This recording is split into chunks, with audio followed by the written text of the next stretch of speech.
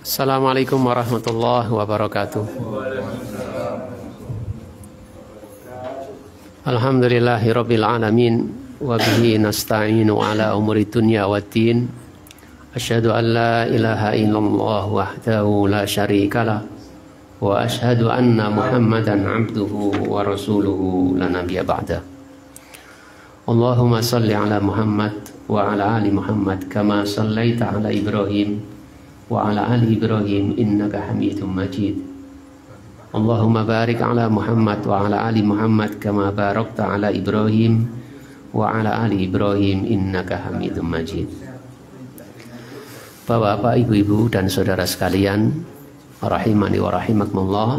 Alhamdulillah, kembali Allah Subhanahu wa taala kumpulkan kita sekalian di tempat ini, bisa saling bersalam-salaman, saling mendoakan, bisa saling mengetahui keadaan saudara kita masing-masing, dan bisa bersama-sama duduk dalam majelis mempelajari agama ini.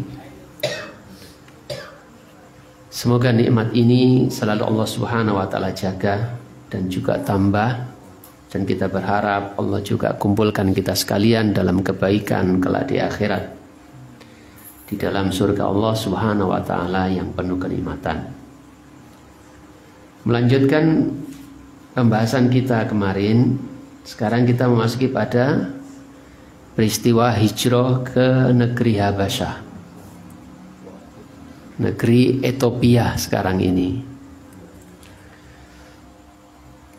Ketika Rasulullah Shallallahu Alaihi Wasallam melihat, memperhatikan apa yang menimpa pada sahabat-sahabat beliau berupa siksaan, intimidasi, bulian dan lain sebagainya dari orang-orang kafir Quraisy, sementara beliau sendiri dengan pertolongan dan lindungan Allah Subhanahu wa taala, kemudian dengan dukungan, bantuan, pertolongan dari paman beliau yang sangat mencintainya, Abu Thalib, beliau masih leluasa untuk menyampaikan dakwah ini. Beliau masih aman dari gangguan orang-orang kafir Quraisy, dan beliau sendiri dalam hal ini tidak bisa menolong saudara-saudara seimannya, yaitu para sahabat Nabi. Oleh karena itulah kemudian beliau merencanakan menyuruh para sahabat untuk hijrah ke negeri Habasyah, negeri yang aman, dipimpin oleh raja yang adil. Kata beliau, "Lau kharajtum ilal ardi Habasyah." Seandainya kalian mau untuk pergi ke negeri Habasyah, fa inna biha malakan la yadlimu indahu ahadun. Karena sesungguhnya di negeri itu ada seorang raja yang rakyatnya tidak ada satupun yang terzalimi. Wahia ardusud sidkin hatta yaj'alallahu ta'ala lakum farjan mimma antum bi. Dan itu adalah negeri atau bumi yang aman sampai Allah Subhanahu wa taala memberi kalian jalan keluar dari permasalahan kalian ini. Maka kemudian keluarlah para sahabat Nabi, ya, kaum muslimin generasi awal ini, meninggalkan Mekah menuju ke negeri yang disampaikan Rasulullah SAW tadi, negeri Habasyah, untuk menghindari fitnah, ya, untuk menghindari fitnah, menghindari gangguan, menghindari ketidaknyamanan dari sikap dan perilaku orang-orang kafir Quraisy kepada mereka. Mereka pergi ke negeri Habasyah untuk menyelamatkan agama mereka, karena bagaimanapun ya secara apa namanya perhitungan iman orang itu berbeda-beda. Ada yang kuat ya dengan siksaan, ada yang tidak kuat. Jika terus-menerus seperti ini, bisa jadi mereka akan kembali murtad. Ya, tidak punya teman, dimusuhi di mana-mana, ketemu orang selalu dibully, selalu diejek, selalu dilecehkan, diembargo, macam-macam.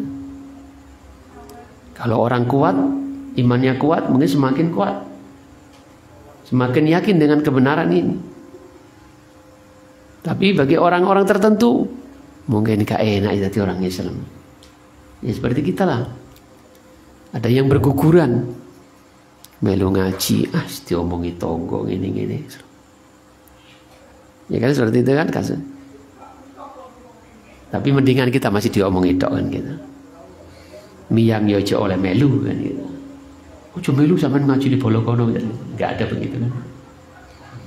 Daging korban yo aja dikei gitu. Bisa nyati. Tapi ngono pun ya berguguran kan, ada yang berguguran karena iman kita memang naik turun. Untungnya yang bully kita sesama Islam, gak sampai keluar Islam. Jadi para sahabat ini keluar ke negeri Habasa untuk menyelamatkan agama mereka, menghindari gangguan orang-orang kafir Quraisy yang bisa melemahkan mereka. Jadi mereka pergi ke negeri yang ditunjukkan oleh Rasulullah SAW ya untuk menjaga agama mereka. Dan ini adalah awal mula hijrah di dalam Islam yang terjadi pada tahun kelima Hijri, tahun kelima kenabian. Jadi setelah Nabi SAW mendapatkan wahyu di Gua Hira itu, 5 tahun setelah itu hijrah. Dan di antara mereka yang hijrah ke negeri Habasa ada sahabat Utsman bin Affan dan istrinya yaitu anak Rasulullah SAW, putri Rasulullah, Ruqayyah, ya, Ruqayyah bintu Rasulullah. Kemudian ada Abdurrahman bin Auf yang kita kenal sebagai saudagar kaya setelah hijrah ke Madinah pada sejarah berikutnya, perjalanan kehidupan selanjutnya setelahnya. Jadi Abdurrahman bin Auf juga ikut hijrah. Demikian pula Abu Hudzaifah, Utbah bin Rabi'ah, bersamanya juga istrinya juga ikut, yaitu Sahla bintu Suhail bin Amr. Ada Zubair bin Awam, Mus'ab bin Umair. Tentu dalam kita menyebut nama-namanya sudah terbayangkan ini sejarah mereka. Mus'ab bin Umair. Oh ini anak mama ini. Ya, anak yang sangat disayang oleh orang tuanya. Ketika dia berjalan aja, belum sampai orangnya wanginya sudah tercium. Ya. Kemudian setelah masuk Islam harus compang-camping, ya sampai kulitnya kasar. Ya. Padahal dahulunya mulus, gitu, ganteng. Mus'ab bin Umair ikut hijrah, tinggalkan kekayaan, tinggalkan kasih sayang orang tuanya, milik Islam dan menyelamatkan keislamannya dengan hijrah ke negeri Habasa. Ada Abu Salamah bin Abdul Asad, Abu Salamah. Ada juga istrinya Abu Salamah, Ummu Salamah bintu Abi Umayyah bin Mughirah, Utsman bin Mat'un, Amir bin Rabi'ah, dan istrinya Laila bintu Abi Hasma radhiyallahu anhum. Ya, semoga Allah meridhai mereka semuanya. Mereka semua keluar dari Mekah menuju ke negeri Habasa. Sampailah mereka di pelabuhan kecil yang sekarang ini dari Mekah kira-kira 92 km. Dari Jeddah itu 68 km arah selatan. Sampailah mereka di sebuah pelabuhan kecil, dan dengan pertolongan Allah Subhanahu wa taala waktu itu ada 2 kapal yang datang dengan membawa para pedagang. Ya, nyebrang dari negeri Habasa datang. mau berdagang. Dan dengan 2 kapal inilah kemudian mereka diangkut sampai ke negeri Habasyah. Ketika mereka sampai ke negeri Habasyah ini gembira sekali. Ya, kata mereka, kami terdatang ke bumi atau ke wilayah, ke daerah Habasyah. Kami punya tetangga-tetangga yang baik, aman agama kami. Kami bisa beribadah kepada Allah Subhanahu wa taala. Tidak ada yang mengganggu dan kami tidak mendengar kalimat-kalimat yang buruk. Artinya sangat bertolak belakang dengan apa yang mereka rasakan ketika berada di Mekah. Jadi saking senangnya sampai mereka mengatakan demikian. Ya. Setelah bersyukur kepada Allah Subhanahu wa taala. Bapak-bapak, ibu-ibu dan saudara sekalian yang dimuliakan oleh Allah Subhanahu wa taala. Gangguan kepada kaum muslimin yang masih ada di Mekah terus berlanjut. Semakin hari semakin keras. Semakin hari semakin banyak orang yang didapati masuk Islam, semakin mereka mengetahui. Kalau dulu-dulu mungkin nggak begitu, ini berarti sekarang dicari siapa yang masuk Islam ini. Ya, kalau dulu tahunya ya mungkin sebelum-sebelumnya tahunya ya kebetulan dan sebagainya. Ini sekarang udah dicari. Siapa yang masuk Islam lagi nih? Kalau dia keluarganya dia akan siksa, kalau dia budaknya dia akan siksa. Ya. Semakin keraslah derita yang dirasakan oleh kaum muslimin. Maka kemudian kembali Rasulullah SAW memerintahkan kepada para sahabat untuk hijrah. Mereka yang datang hijrah pertama tadi, mereka tinggal di negeri Habasyah, merasa sepertinya sudah aman, maka mereka kembali. Ternyata siksaannya tidak surut, gitu, tidak surut. Ya, maka Rasulullah kembali memerintahkan kepada para sahabat untuk hijrah ke negeri Habasyah untuk yang kedua kalinya. Maka berangkatlah serombongan para sahabat yang berjumlah 83 laki-laki dan 18 wanita. Maka ketika orang-orang kafir Quraisy mengetahui ternyata orang-orang Islam ini keluar dari Mekah, maka mereka kemudian mengutus 2 orang yang dipilih, mereka yang paling cerdas, yang paling bisa berdiplomasi, untuk datang ke negeri Habasyah. Tujuannya adalah membujuk Najasyi, Raja Habasyah, agar mengembalikan mereka ke Mekah kembali supaya dapat disiksa. 2 orang ini adalah Amr bin As dan Abdullah bin Abi Rabi'ah. Amr bin As belum Islam.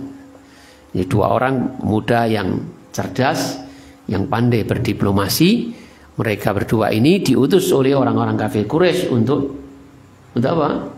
Datang ke negeri Habasyah dengan membawa hadiah. Membawa hadiah untuk Najasyi dan juga pejabat-pejabatnya. Mula-mula mereka datang kepada pejabat-pejabat Najasyi. Mereka kasihkan hadiah. Mereka meminta kepada pembesar-pembesar dari kerajaan Habasyah ini agar mendukung kemauan mereka di hadapan Raja Najasyi. Mereka minta dihadapkan kepada Raja Najasyi dan mereka minta dukungan agar membenarkan apa yang mereka omongkan. Belani, gitu. Disuap dulu, berikan hadiah. Kemudian diajaklah mereka menemui Raja Najasyi dan tak lupa dengan hadiah dari orang-orang kafir Quraisy yang keduanya bawa ke hadapan Raja Najasyi. Kemudian berikan muqaddimah, ya, pembesar-pembesar ini apa yang menjadi kemauan mereka. Lalu Raja Najasyi bertanya tentang apa yang mereka inginkan. Maka mereka katakan, telah keluar dari negeri kami wahai raja ke negeri Anda orang-orang yang bla bla bla bla disebutkan, pemecah belah ini, dia ini mengikuti agama yang nggak tahu agama apa, tidak juga ikut agama ini panjenengan, pokoknya jelek semua lah. Dan meminta kepada Raja Najasyi untuk mendeportasi, nah, bahasa sekarang ini mendeportasi mereka, memulangkan mereka ke kampung halamannya di Mekah lagi. Tapi Raja Najasyi ini adalah raja yang adil.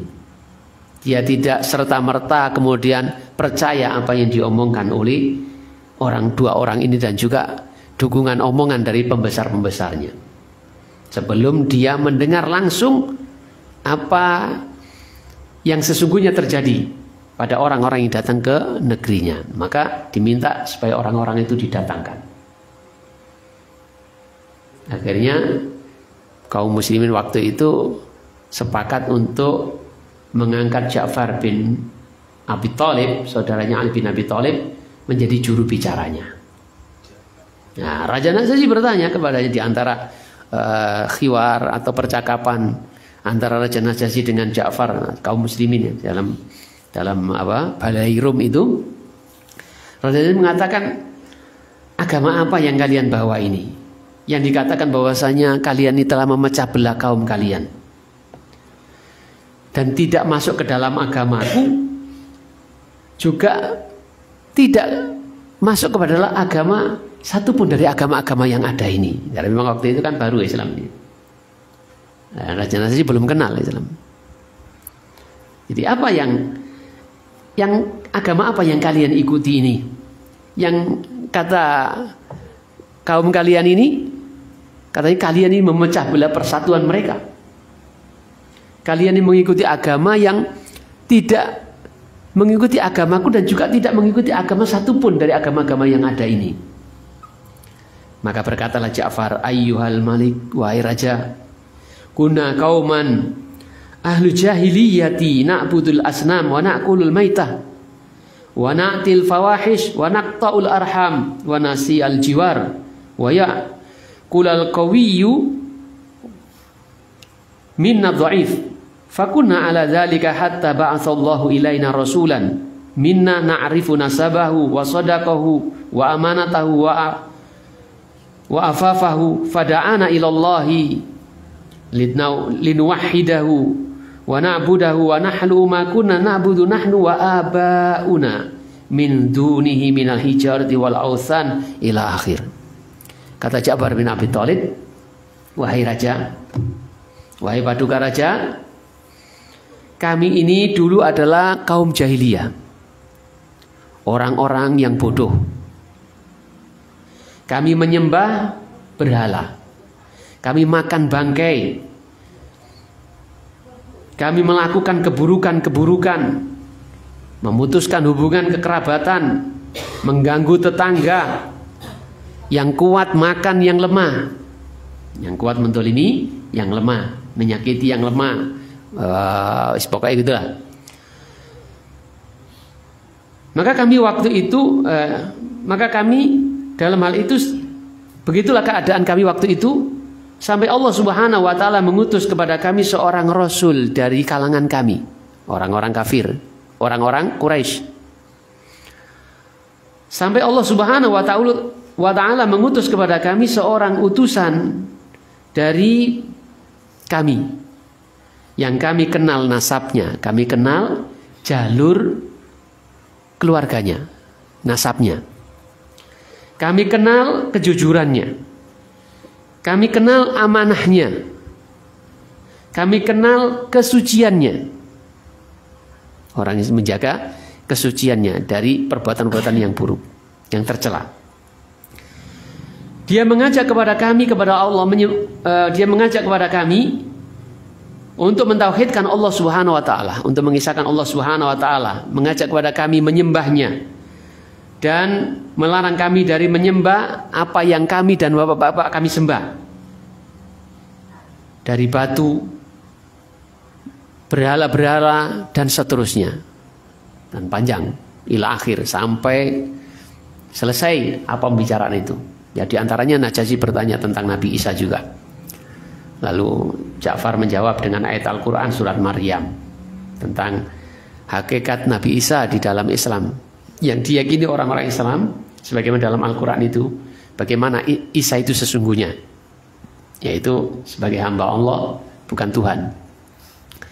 Jadi pembicaraan itu terus berlanjut sampai selesai dan faham Najasyi, ya, sehingga Najasyi bisa mengambil sebuah kesimpulan. Beliau tidak mengembalikan membenarkan ucapan Ja'far bin Abi Thalib dan menilai apa yang diucapkan oleh orang-orang utusan dari kafir Quraisy ini sebuah perkara yang tidak baik, salah. Maka Najasyi tidak mau mengembalikan, sehingga gagal total misi dari utusan kafir Quraisy ini. Ya, gagal total. Dia kembali ke Mekah dalam keadaan yang tidak ada hasil rugi. Gitu. Dan kaum muslimin akhirnya tinggal di Mekah, tinggal di Habasah dengan tenang dan damai sebagaimana yang mereka ungkapkan di awal-awal tadi. Ya, kami datang ke negeri yang aman, ya. Kami bertetangga dengan orang-orang yang baik.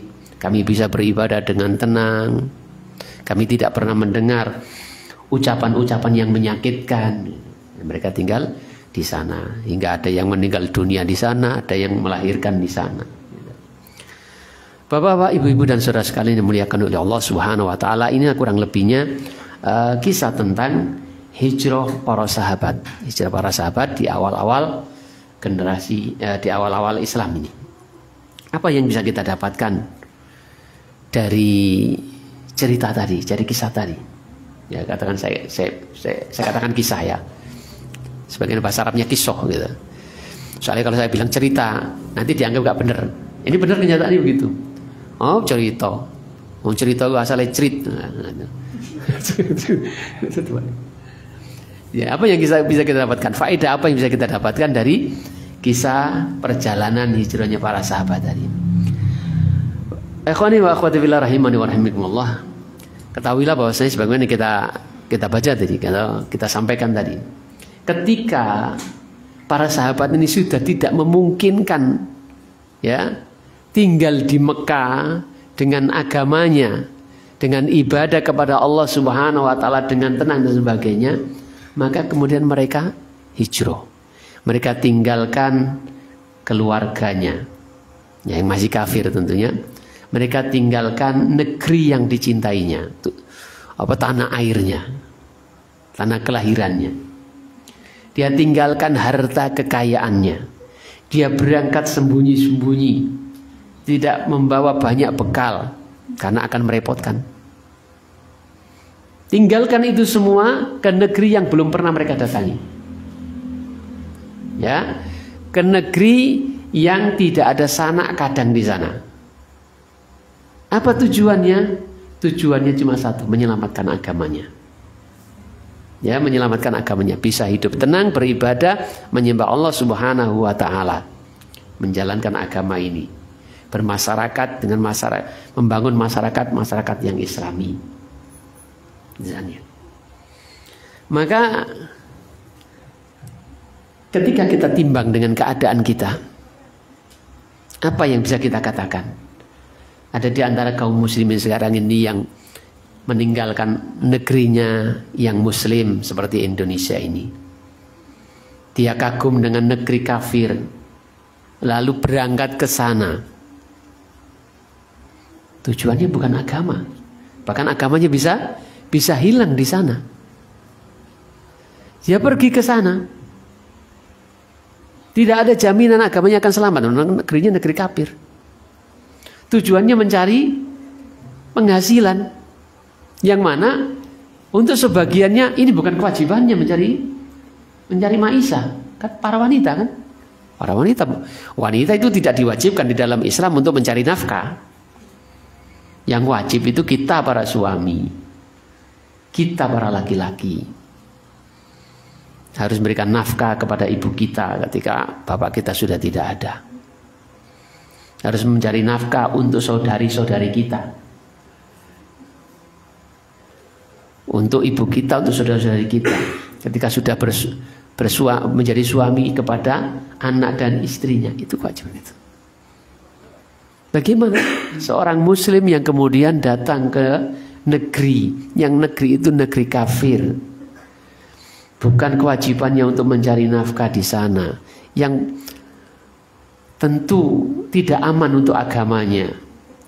Di sana harus kasih makan anjing, gitu. Ya, harus ngedusi majikannya yang bukan mahramnya.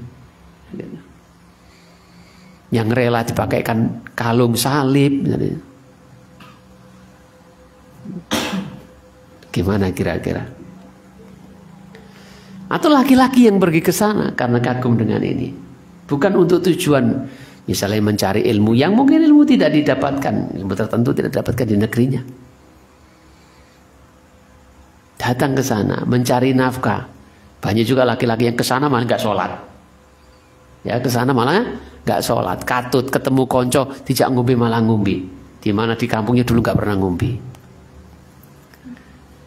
Jika kita bandingkan dengan para sahabat ini, jadi mereka rela tinggalkan apa yang mereka cintai, dari kampung halamannya, dari harta ke rumahnya, ya, mungkin anaknya, mungkin istrinya, sapinya, mobilnya, gitu. Datang ke negeri tujuannya hanya untuk menyelamatkan agamanya. Ya, mudah-mudahan ini bisa menjadi perhatian kita. Ya. Jadi tujuannya setiap muslim tujuannya ibadah.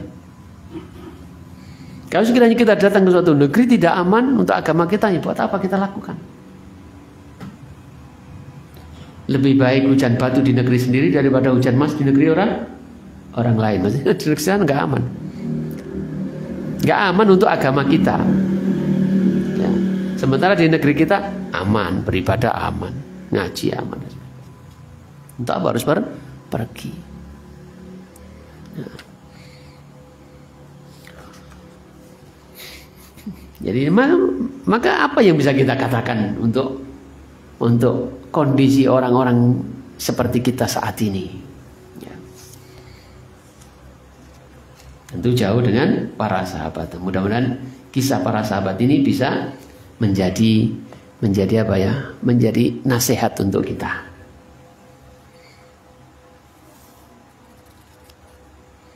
Kita ingat dengan peristiwa hijrahnya para sahabat ke negeri Habasa. Yang tujuannya adalah untuk bisa aman di dalam menjalankan agamanya. Mendapatkan teman yang baik untuk menjadi cikal bakal masyarakat muslim. Ya, masyarakat kecil dulu.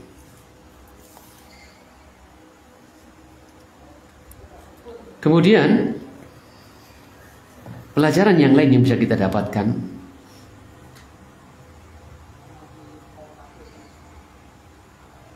bagaimana orang-orang kafir Quraisy mereka sampai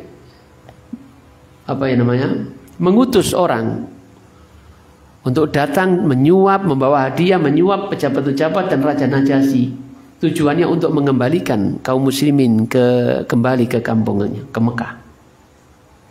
Maka di sini kita mengetahui jelas ya, dengan jelas bahwasanya permusuhan di antara orang-orang kafir dan kaum muslimin itu bukanlah permusuhan pribadi, bukanlah permusuhan yang didasari pribadi, permusuhan yang didasari mungkin duniawi, tapi ini adalah permusuhan agama.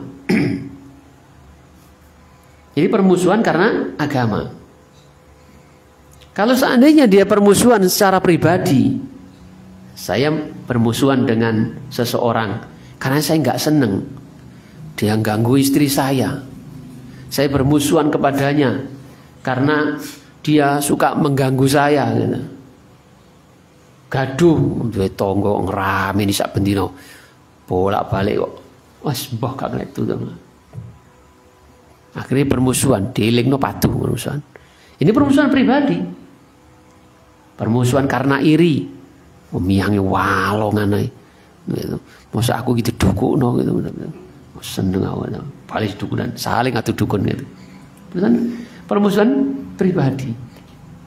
Ini berbeda dengan permusuhan agama yang ditunjukkan oleh orang-orang kafir Quraisy. Ya, kita tahu jelas dengan kisah, dengan kenyataan itu. Bagaimana mereka sampai mengutus orang untuk mengembalikan para sahabat ke Mekah. Kita tahu jelas ini adalah permusuhan agama, bukan permusuhan pribadi. Karena kalau permusuhan pribadi, orang yang dimusuhi itu pergi mesti seneng. Ya tau, duwe tonggo seneng rame sampai gegeran sama dia pindah rumah, oh sowan nang aman aku saiki. Ya, seneng. Tapi kalau permusuhan agama, ya ini contohnya seperti ini. Kalau kita ini dimusuhi karena agama, mbok kita ini kemana saja mesti dijelek-jelekan. Ketika pindah ke Brengkok, misalnya gitu kan Brengkok, tetangga-tetangga Brengkok dikandani, mas, hati-hati, tonggo anyar, iku wong gini. Dimanapun kita berada, dibuat tidak aman. Dimanapun kita berada, dia inginkan supaya kita sengsara. Itulah permusuhan agama. Maka orang-orang kafir Quraisy tidak rela orang-orang Islam itu tenang di negeri Habasah. Ya, tidak tenang mereka menjalankan agamanya. Ya, kalau mereka seandainya itu permusuhan pribadi, sopan seneng aku ngomong pindah rono. Syukur kawin mecah belah persatuan Quraisy. Kawin ngene kan begitu mestinya. Tapi ternyata orang kafir Quraisy tidak rela. Sampai harus ngutus orang rela untuk datang ke sana, bujuk Raja Najasyi agar mengembalikan orang-orang ini untuk mereka siksa lagi. Ya, untuk mereka siksa, caci maki dan sebagainya. Dan itulah sifat permusuhan secara agama. Itulah sifat permusuhan secara agamanya harus kita ketahui.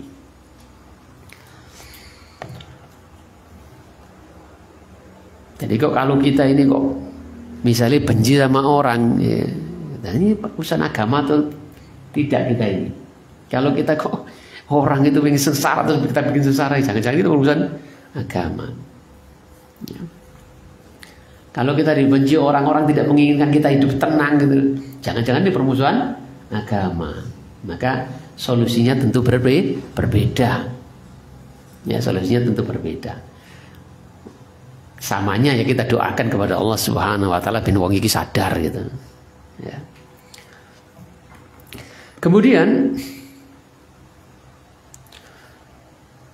disebutkan oleh Utsman bin Hasan bahwasanya para salaf, para pendahulu kita ini, yaitu para sahabat-sahabat ini, ketika mereka ditanya tentang suatu masalah dari masalah-masalah akidah, maka mereka akan menjawab dengan nas-nas Al-Quran.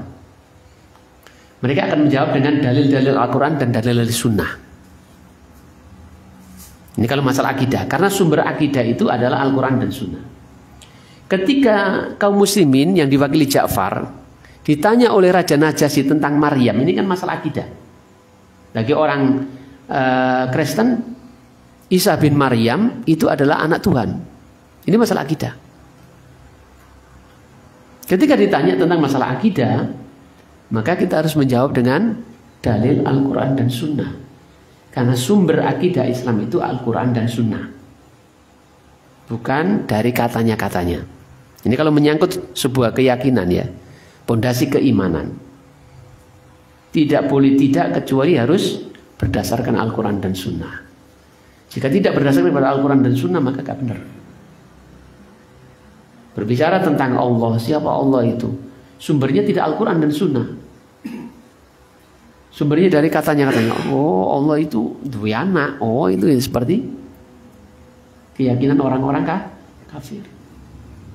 Bukan berdasarkan Al-Quran dan Sunnah. Allah itu ada banyak. Gitu. Enggak benar.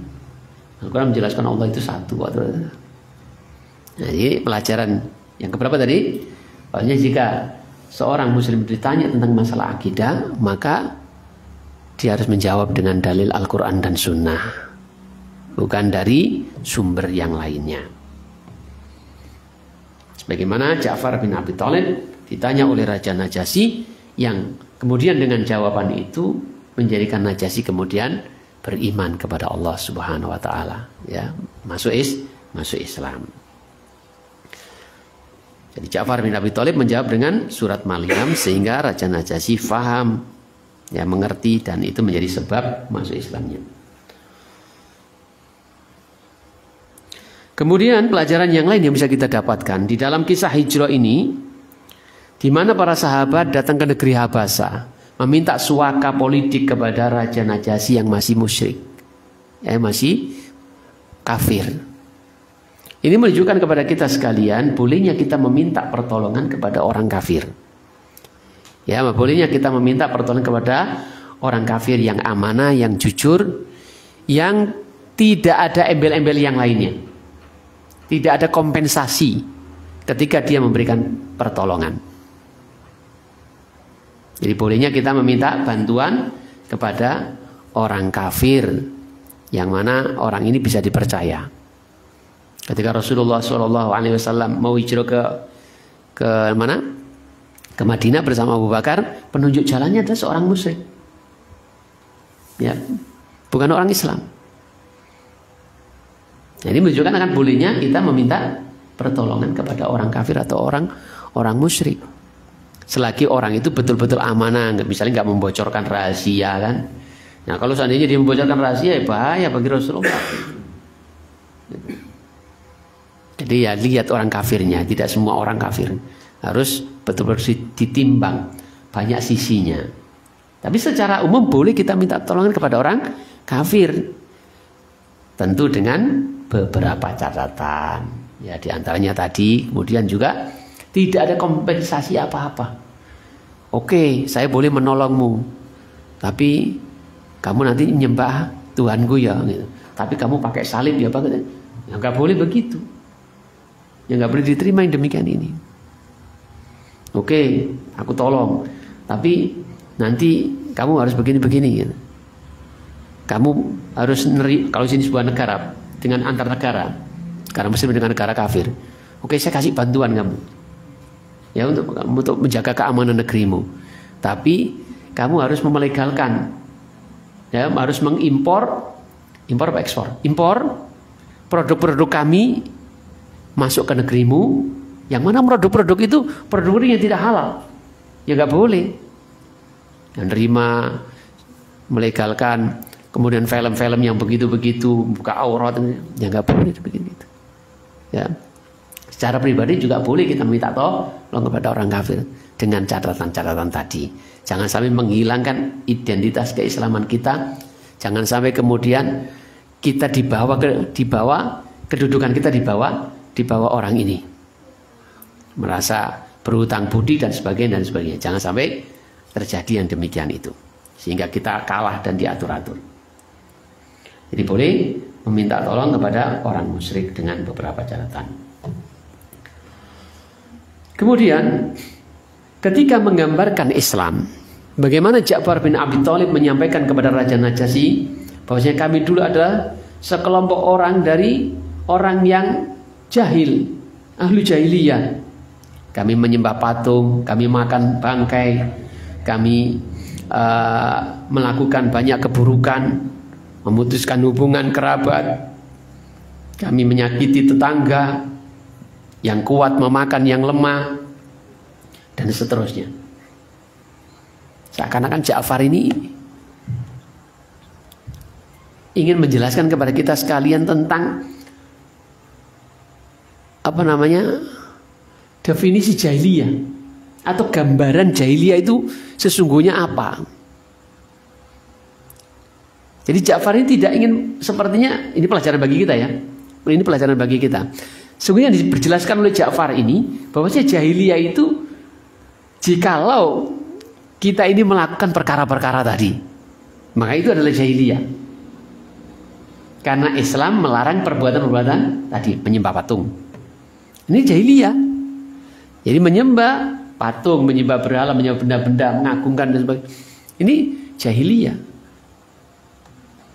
Ya, ketika kita mengganggu tetangga, jahiliyah. Perbuatan jahiliyah yang tidak boleh kita lakukan. Jadi inilah perbuatan-perbuatan dari kaum jahiliyah, di mana kemudian Islam mengentas kita semua dari kejahilian itu. Sering disampaikan oleh para khatib. Kita bersyukur kepada Allah Subhanahu wa taala dari alam jahiliyah kepada Biasanya muhadharah itu. Dari jahiliyah kepada Islam gitu. Nah itulah jahiliyah, perbuatan-perbuatan jahiliyah yang kita dientas dari perbuatan itu agar tidak melakukan hal-hal seperti itu. Maka orang Islam jangan kembali jahiliyah. Itu harus jahiliyah dahulu. Jangan kita jahiliyah itu, oh mata ini anak wedok, monotok. Enggak. Perbuatan jahiliyah bukan hanya itu. Yang Islam mengentas kejahilian, melarang kejahilian seperti itu. Maka seperti yang digambarkan oleh Ja'far ini. Kami dulu adalah kaum yang jahil, kaum jahiliyah. Kami suka makan bangkai. Orang Islam jangan makan bangkai. Kita sudah diberikan hidayah oleh Allah Subhanahu wa taala menjadi seorang muslim. Allah mengentas kita dari kegelapan jahiliyah menuju terangnya Islam. Jangan kembali jahiliyah. Ya jangan kembali jahiliyah. Sing kuat mangan sing lemah gitu. Mangan bangkai, nyembah berhala, mengagungkan selain Allah Subhanahu wa taala, mengganggu tetangga, memutuskan hubungan kerabat, ya, sanak gitu. Mentang-mentang kaya kemudian sanak gak diakoni, mergo miskin. Nah, jangan. Ini jahiliyah lagi kita ini.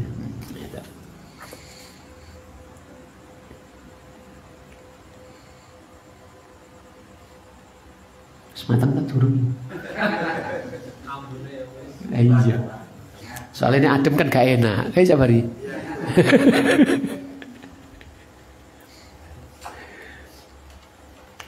Bapak-bapak, ibu-ibu dan saudara sekalian dimuliakan oleh Allah Subhanahu wa taala. Pilih terus nonton lagi. Kampus ya. Ya wis lah. Ya sudah, mudah-mudahan apa yang bisa kita sama-sama baca menambah pengetahuan kita dan menjadi pengingat-ingat ya untuk kita ke depannya agar lebih baik. Marilah kita tutup majelis ini dulu dengan doa kafaratul majelis. Subhanakallahumma wa bihamdika asyhadu an la ilaha illa anta astaghfiruka wa atubu ilaik. Assalamualaikum warahmatullahi wabarakatuh.